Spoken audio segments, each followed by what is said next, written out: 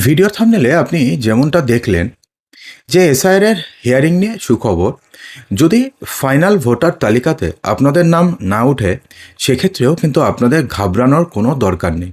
এই ছোট্ট প্রক্রিয়াতে আপনাদের নাম ফাইনাল ভোটার তালিকাতে উঠে যাবে।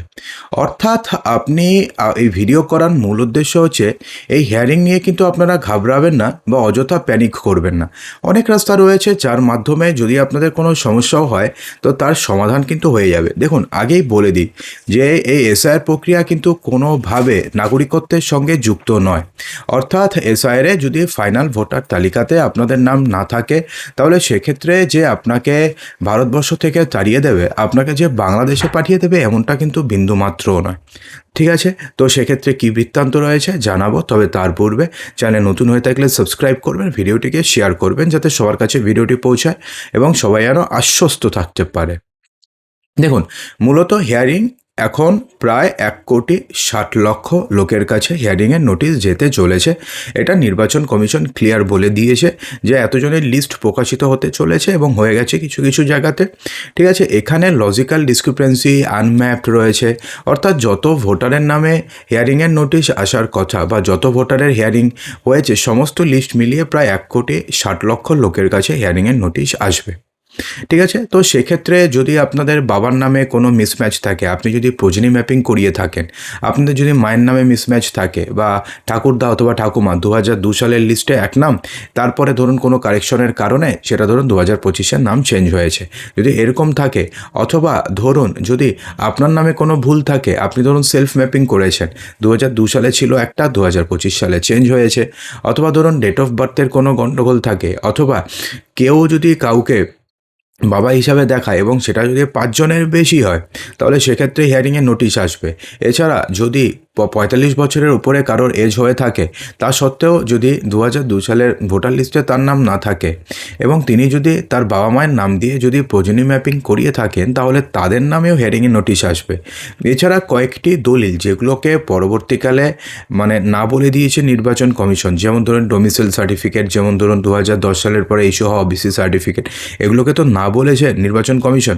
তো এগুলো দিয়ে যদি আপনি হিয়ারিং করে থাকেন, তাহলে আপনাদের নামে ফের আরেকবার হিয়ারিংয়ের নোটিশ আসতে পারে।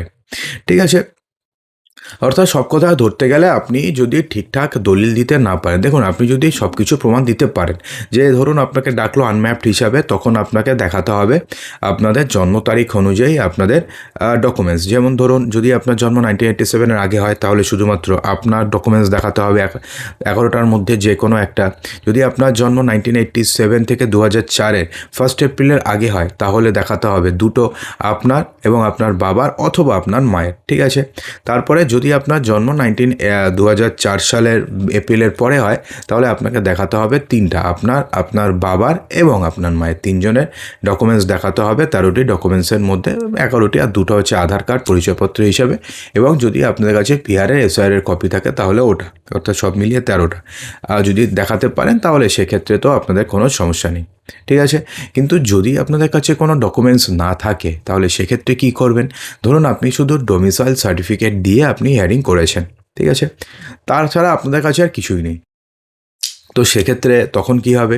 তখন তো আপনাদের নাম ফাইনাল ভোটার তালিকাতে থাকবে না। তাহলে ধরুন ফাইনাল ভোটার তালিকা বেরিয়ে গেল, আপনাদের নাম ধরুন ফাইনাল ভোটার তালিকাতে উঠলো না, তাহলে তখন কি হবে? আপনাকে বাংলাদেশে পাঠিয়ে দেবে। দেখুন, সুপ্রিম কোর্টে নির্বাচন কমিশন ক্লিয়ারলি বলেছে যে নাগরিকত্ব দেওয়ার অধিকার নির্বাচন কমিশনের নয়। অর্থাৎ এমনটা তো নিশ্চিত যে ফাইনাল ভোটার তালিকাতে নাম না থাকলে আপনার নাগরিকত্ব যাচ্ছে না, আপনি ভারতবর্ষেই থাকতে পারবেন। তারপরে কি হবে, এনআরসি হবে না কি হবে সেটা পরের ব্যাপার, কিন্তু এসআইআর নিয়ে যদি আমরা পার্টিকুলারলি আলোচনা করি, তাহলে এসআইআরে আপনাদের নাগরিকত্ব যাবে না, শুধুমাত্র আপনি 2026 সালের যে বিধানসভা ভোট হচ্ছে সেটা আপনি দিতে পারবেন না, ব্যাস এতটুকুনি ফান্ডা। দেখুন, তারপরে যদি নাম না ওঠে, তাহলে তখন আপনারা কি করবেন? দেখুন, নাম যদি আপনার না ওঠে, তাহলে আপনি আবার আপনি অ্যাপিল করতে পারবেন। দুবার আপনাদের কাছে অ্যাপিল করার সুযোগ রয়েছে। একবার বিএলওর কাছে যাবেন, বিএলওর কাছে বলবেন, তারপরে আপনি ওখান থেকে তারপর বিএলও সেটাকে পাঠিয়ে দেবে ইআরওর কাছে, ইআরও যদি রিজেক্ট করে, তাহলে একবারে আপনি নির্বাচন কমিশনের কাছে অ্যাপিল করতে পারবেন। তো সেক্ষেত্রে যদি অ্যাপিল রিজেক্ট হয়ে যায়, তাহলে কি করবেন? দুবারই যদি অ্যাপিল রিজেক্ট হয়, তাহলে শেষ মনোনয়নপত্র জমা দেওয়ার 10 দিন আগে পর্যন্ত আপনাদের কাছে সময় থাকবে এবং এই 10 দিনের মধ্যে যদি আপনি ফর্ম 6 পূরণ করেন, ফর্ম 6 পূরণ কারা করছে? যারা ধরুন নতুন ভোটার, ঠিক আছে? তো তাদের মতন আপনাকে ফর্ম 6 পূরণ করতে হবে। ফর্ম 6 পূরণ করার পরে কিন্তু সেক্ষেত্রেও একটা ছোট্ট সমস্যা রয়েছে, আপনাকে কিন্তু 2002 এর সাথে লিঙ্ক দেখাতে হবে।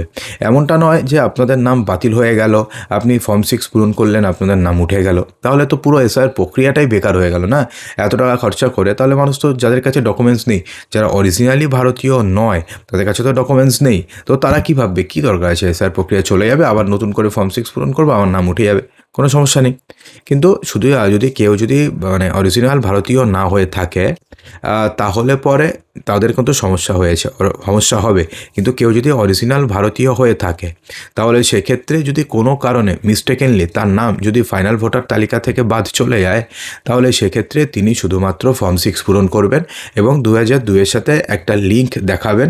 যদি দেখাতে পারে তাহলে পরে আবার তার নাম ফাইনাল ভোটার তালিকাতে উঠে যাবে। অর্থাৎ কোনো কারণে ভুলবশত, সে কমিশনের ভুল হোক, ইয়ারোর ভুল হোক, যার ভুল হোক, ভুলবশত যদি কারোর নাম বাতিল হয়ে যায় তাহলে তাকে শুধুমাত্র ফর্ম 6 পূরণ করতে হবে এবং 2002 এর সাথে লিঙ্ক দেখাতে হবে। যদি দেখাতে পারে তাহলে তার নাম ফাইনাল ভোটার তালিকাতে চলে আসবে। সেক্ষেত্রে সমস্যার কোনো কারণ নেই এবং প্যানিক হওয়ারও কোনো কারণ নেই। তো আশা করব ভিডিওটিতে সমস্ত কিছু বোঝাতে পেরেছি।